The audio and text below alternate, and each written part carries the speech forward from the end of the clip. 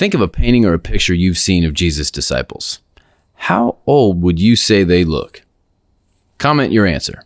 What would you say if I told you that Jesus' oldest disciple was in his 20s, and most of them were between 14 and 17? Remember, questions 3 and 4 of our 6 Bible study questions are about context. What is the literary context and what is the cultural context? Both of these are important to remember here because I am smashing together Matthew 9:35 all the way through chapter 10.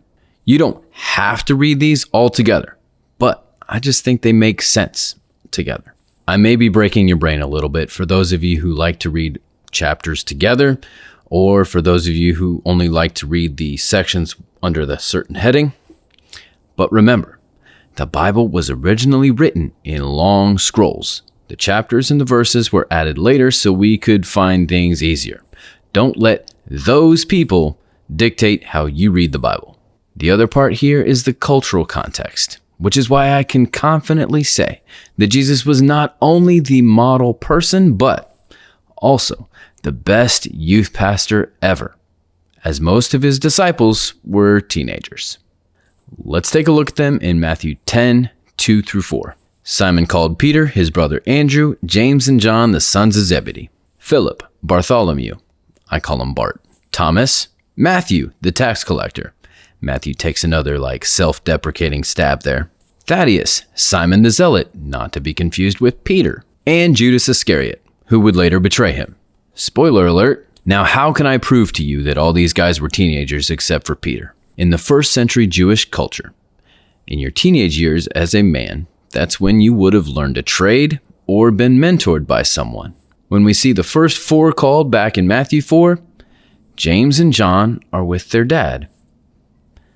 Peter and Andrew are on their own. Zebedee is still training his young boys.